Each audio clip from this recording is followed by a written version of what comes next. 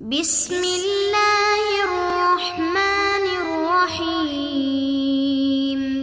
بسم اللہ الرحمن الرحیم۔ السلام علیکم ورحمۃ اللہ وبرکاتہ۔ عزیز طلبہ، آج الفوز الکبیر فی اصول التفسیر کا سبق نمبر 163 ہے، اور اس سبق کے اندر ہم نصوص قرآنی سے متعلق صحابہ کرام رضوان اللہ تعالی علیہم اجمعین کے جو ارشادات ہیں ان کی حیثیت کا بیان پڑھیں گے۔ وَيُمْكِنُ أَن يَعْلَمَ فِي كَثِيرٍ مِّن مُنَاظَرَاتِ الصَّحَابَةِ رضوان اللہ تعالی علیہم اجمعین أنها ليست آراءهم القطعية بل هي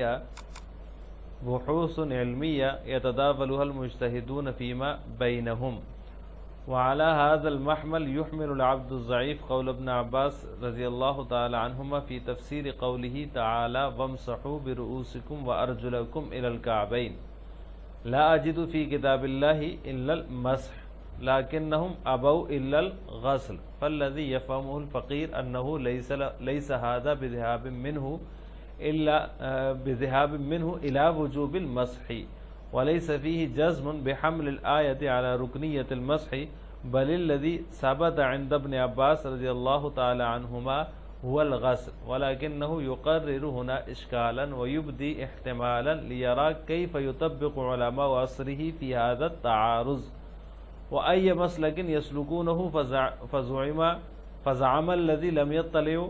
لم يطلع على حقيقة محاورات السلف هذا قول ابن عباس رضي الله تعالى عنهما وعده مذهبا له حاشاه ثم حاشاه۔ اس کا ترجمہ یہ ہے، وَيُمْكِنُ، اور ممکن ہے کہ صحابہ کرام رضوان اللہ تعالی علیہم اجمعین کے بہت سارے مناظرات یا مباحثات کے بارے میں یہ ثابت ہو جائے انہا لیست آراءہم القطعیہ، کہ وہ جو کچھ انہوں نے کہا ہے وہ رائے نہیں ہے، قطعی رائے نہیں ہے، بل ہی بحوث علمیہ، بلکہ علمی ابحاث ہیں جسے ایک مجتہد دوسرے مجتہد کے سامنے پیش کرتا ہے۔ یتداول المجتہدون فیما بینہم، آپس میں مجتہدین ایک دوسرے کے سامنے پیش کرتے ہیں۔ وعلی ھذا المحمل یحمل العبد الضعیف، اور فقیر اسی محمل پر محمول کرتا ہے آیت کریمہ فَامْسَحُوا بِرُؤُوسِكُمْ وَأَرْجُلَكُمْ إِلَى الْكَعْبَيْنِ کے بارے میں ابن عباس رضی اللہ تعالی عنہما کے قول لا اجد فی کتاب اللہ الا المسح کو لیکنہم ابوا الا الغسل،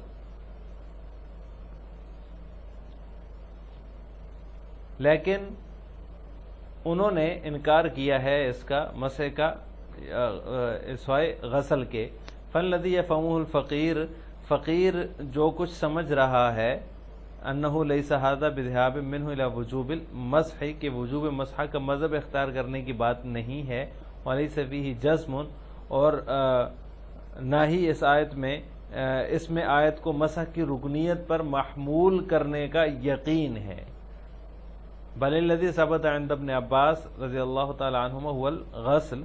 بلکہ ابن عباس رضی اللہ تعالی عنہما کے نزدیک جو چیز طے شدہ ہے وہ دھونا ہے۔ ولکنہ یقرر ہنا اشکالا، لیکن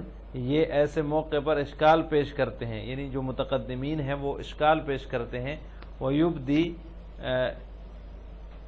احتمالا لیرا کیف یطبق علماء عصر فی ھذا التعارض، اور ظاہری احتمال کا اظہار کرتے ہیں تاکہ معلوم ہو سکے کہ معاصر علماء اس تعارض کی تطبیق کا تذکرہ کس طرح کرتے ہیں۔ کیف یطبق علماء عصرہ، علماء عصر اس تعارض کی تطبیق کا اظہار تذکرہ کس طرح کرتے ہیں۔ وَأَيَّ مَسْلَكٍ يَسْلُكُونَهُ، اور وہ کون سی راہ اختیار کرتے ہیں۔ فَزَعَمَ الَّذِي لَمْ يَطَّلِعْ عَلَى حَقِيقَةِ، اور جو شخص اسلاف کے محاوروں کی حقیقت سے واقف نہیں وہ سمجھتا ہے ھذا قول ابن عباس رضی اللہ تعالی عنہ، یہ ابن عباس رضی اللہ تعالی عنہ کی رائے ہے، وعدہ مذہبا، اور ان کا مذہب ہے، حاشاہ ثم حاشا، ایسا نہیں ہے، ہرگز نہیں ہے۔ وَيُمْكِنُ أَن يَعْلَمَ فِي كَثِيرٍ مِّن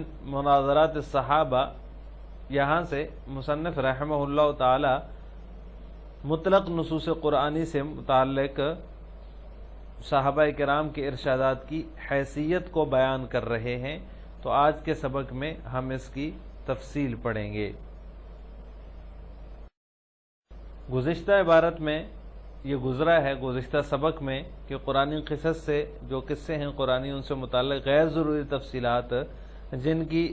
طرف آیات میں تعریض نہیں ہے، اشارہ نہیں ہے، پھر بھی قدیم مفسرین نے ان کو اپنی کتابوں میں لکھ دیا ہے، وہ ما ظنی اور احتمالی اقوال ہیں، ان کو نظر انداز کر دینا ہی بہتر ہے، چھوڑ دینا ہی بہتر ہے۔ اب یہاں سے وَيُمْكِنُ سے مصنف یہ بتانا چاہ رہے ہیں کہ عبارت میں مطلق نصوص قرآنی سے متعلق جو صحابہ کرام کے ارشادات ہیں ان کی کیا حیثیت ہے۔ تو حاصل اس کا یہ ہے، خلاصہ اس کا یہ ہے کہ جب کسی آیت کی تفسیر میں یا کسی مسئلے میں اختلاف رونما ہو جائے، ایسے ماحول میں صحابہ کرام رضوان اللہ تعالی علیہم اجمعین کی زبان سے جو کچھ نکلے اس کے بارے میں یہ فیصلہ کرنے کے لیے کہ یہی ان کی رائے ہے، خارجی قرائن پر نظر رکھنا ضروری ہے۔ یعنی جب ایسا ماحول ہو، اختلاف کا ماحول ہو، تو صحابہ کرام کے زبان سے جو الفاظ نکلتے ہیں اب وہ ان کی کیا حیثیت ہے، اس بارے میں فیصلہ کرنے کے لیے ہمیں خارجی قرائن کے اوپر نظر رکھنا ضروری ہوگی، کیونکہ الفاظ کے معنی اور متکلم کے مقاصد خارجی قرائن کے تابع ہوتے ہیں۔ خارجی قرائن سے مراد محاورے ہیں، مواقع استعمال ہے اور لہجہ ہے، یہ تین چیزیں اس سے خارجی قرائن سے مراد ہوتی ہیں۔ اس کی مثال یوں سمجھیے کہ ایک جملہ ہے، آپ کو سفر کرنا ہے، یہ حکم سفر بھی ہو سکتا ہے، سفر کے بارے میں سوال بھی ہو سکتا ہے کہ آپ کو سفر کرنا ہے، یہ سوال ہے، آپ کو سفر کرنا ہے یہ حکم ہے، اور یہ طنز بھی ہو سکتا ہے، آپ کو سفر کرنا ہے، مطلب لہجے کے اس سے جو ہے وہ اس کی حیثیت بدل جاتی ہے۔ تو اب لہجے کو دیکھنا ہوگا کہ صحابہ کرام نے کس لہجے میں وہ فرمایا ہے، اور اس کی حیثیت اس حساب سے پھر طے ہوگی۔ مصنف رحمہ اللہ تعالی نے اس کی جو مثال ذکر کی ہے اپنی عبارت میں، وہ حضرت ابن عباس رضی اللہ تعالیٰ عنہما کا ارشاد نقل کیا ہے، جو کہ رئیس المفسرین ہے، لا اجد فی کتاب اللہ الا المسح۔ وہ فرمایا نا اس مسح سے متعلق اور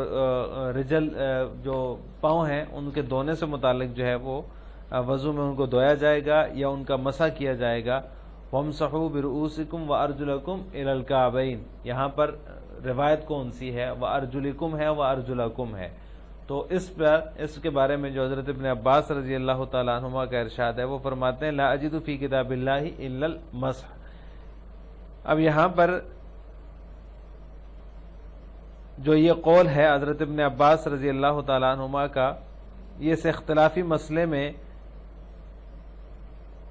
کہ جو یہ اختلافی مسئلہ ہے مسح رجلین ہوگا یا غسل رجلین ہوگا، اس کے اندر جو ہے وہ حضرت ابن عباس رضی اللہ تعالیٰ عنہما کے مطابق مسح رجلین کا حکم ملتا ہے،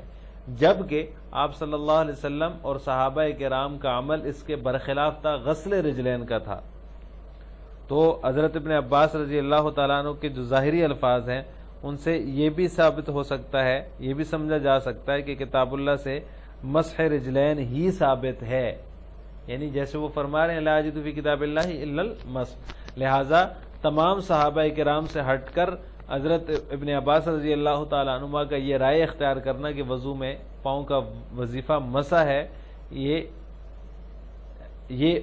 اس حساب سے بن جائے گا کہ وہ انہوں نے تمام صحابہ کی مخالفت کی۔ لیکن صحیح بات یہ ہے کہ حضرت ابن عباس رضی اللہ تعالیٰ عنہما کا مقصد مسح رجلین کا اس بات نہیں ہے، بلکہ ان کا مقصد یہ تھا کہ آیت کے ظاہری مفہوم اور خیار امت کے عمل میں بظاہر جو تعارض نظر آ رہا ہے، یعنی جو ظاہری مفہوم ہے وہ ایجاب مسح ہے، مسح کا وجوب ہے، اور امت کا جو عمل ہے اختیاری عمل ہے وہ غسل رجلین کا، اس میں بظاہر جو تعارض نظر آ رہا ہے، معاصر علماء اور تلامذہ کو اس کے حل کی طرف توجہ دلا دی جائے۔ حضرت ابن عباس رضی اللہ تعالیٰ عنہ کا یہ مقصد تھا، اس لیے انہوں نے فرمایا لا اجد فی کتاب اللہ الا المسح، تو توجہ دلانا مقصود تھا، ان کا مقصد یہ نہیں تھا کہ اس کے پاؤں کا وظیفہ ہی مسح ہے، غسل نہیں ہے۔ تو آج کے سبق کا خلاصہ یہ ہوا کہ ہم نے مطلق نصوص قرآنی سے متعلق صحابہ کرام کے ارشادات کی حیثیت اور مثال کی تفصیل پڑھی ہے، یعنی ہمیں خارجی قرائن پر نظر رکھنا ضروری ہے۔ صحابہ کرام کے جو اختلافی ماحول میں زبان سے جو ان کی زبان مبارکہ سے الفاظ نکلتے ہیں ان کو خارجی قرائن پر پرکھیں گے،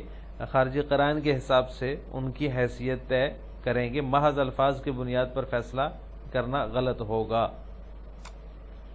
آخر میں آپ سے دو سوال ہیں۔ پہلا سوال یہ کہ کیا وضو میں پاؤں پر مسح کیا جائے گا یا غسل کیا جائے گا؟ غسل ہوگا یعنی دھویا جائے گا۔ نمبر دو، خارجی قرائن سے کیا مراد ہے؟ ان دونوں سوالوں کے جواب آپ نے کمنٹ باکس میں دینے ہیں۔